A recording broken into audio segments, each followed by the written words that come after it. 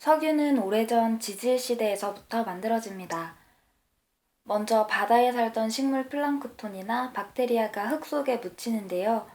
그 후 오랜 시간 동안 퇴적물이 쌓이고 열과 압력을 받아서 화학작용을 거치게 되면 얘네가 탄화수소 혼합물이 되어서 석유가 만들어지는 것입니다.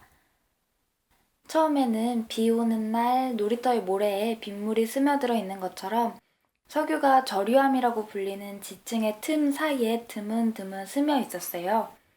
그런데 지각 변동에 의해서 지층이 휘어지면 이 석유가 지층의 볼록 튀어나온 부분에 모이게 됩니다. 탄화수소 중에서 일부 작고 가벼운 녀석들은 기체 상태로 석유 위에 둥둥 떠 있는데요. 이를 천연가스라고 해요. 그래서 천연가스와 석유는 거의 같은 곳에서 발견되고 있습니다. 땅 깊은 곳에서 원유를 뽑아낸 사람들은 이 검은 물을 어떻게 이용할 수 있을까 많이 고민했습니다. 고민의 결과 원유를 외연기관에 넣기도 하고 내연기관에 넣어서 쓰기도 했어요. 외연기관은 증기기관을 떠올리면 쉬워요. 화로에 석유를 넣어서 그 불에 의해 물이 끓으면 나오는 수증기를 가지고 피스톤을 움직여서 일을 했던 게 스팀 엔진, 즉 증기기관이었습니다. 이 과정에서 우리는 석유를 엔진 밖에서 태웠기 때문에 바깥에서 태운다는 뜻인 외에 연을 써서 외연기관이라고 합니다. 외연기관은 석유를 태울 때 나오는 가스가 터빈을 직접 움직이지 않았고 그 가스로 물을 끓였어요. 그 물에서 나온 증기가 터빈을 돌려서 열 에너지를 일 에너지로 바꿨습니다. 현재는 화력발전소에서 외연기관이 주로 사용되고 있습니다.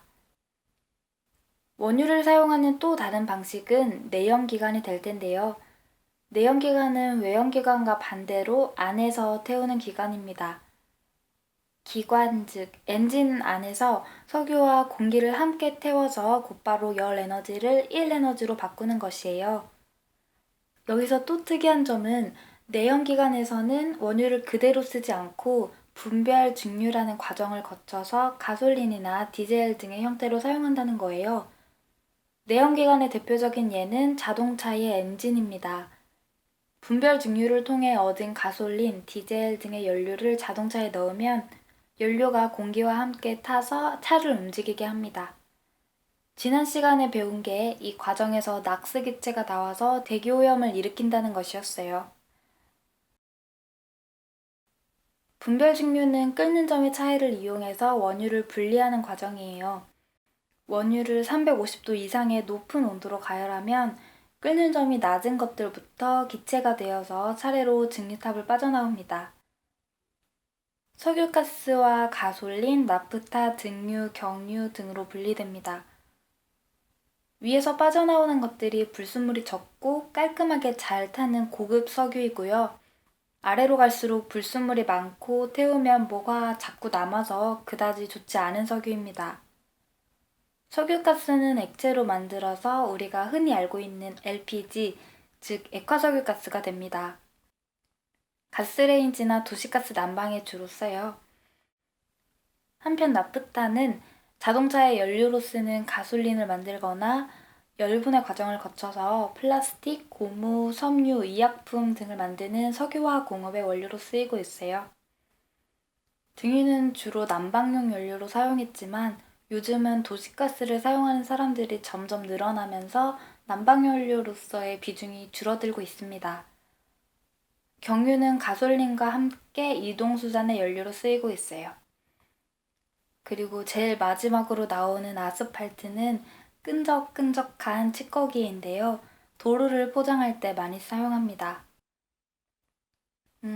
그런데 공부하다 보면 이 석유와 원유, 휘발유, 경유 이런 무슨 유로 끝나는 단어들이 많이 나와서 헷갈릴 수도 있을 것 같아요.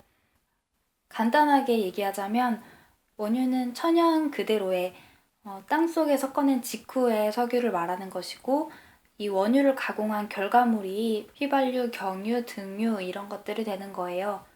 석유라는 큰 전자집합 안에 부분집합인 원유와 얘네 각각이 속해 있습니다. 한편 천연가스는 대부분 탄소 원자 하나와 수소 원자 4개가 결합한 CH4, 즉 메테인으로 구성되어 있는데요.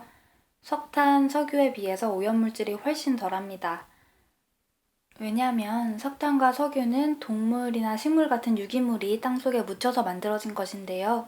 이 유기물 안에는 탄소와 수소 외에도 황, 인, 질소 등의 불순물이 꽤 많이 들어있습니다. 그래서 이것들로 만들어진 석탄이나 석유 또한 불순물이 많게 되는 거예요. 특히 지난 시간에 다뤘던 것처럼 석유, 석탄에 들어있는 황은 싹스기체를 만들어서 대기오염을 많이 일으킵니다. 하지만 천연가스는 거의 대부분이 탄소와 수소로만 만들어진 기체이기 때문에 오염물질을 덜 만들고 있어요. 또 우리가 사용하는 천연가스는 거의 대부분이 액화 과정을 거친 것인데요.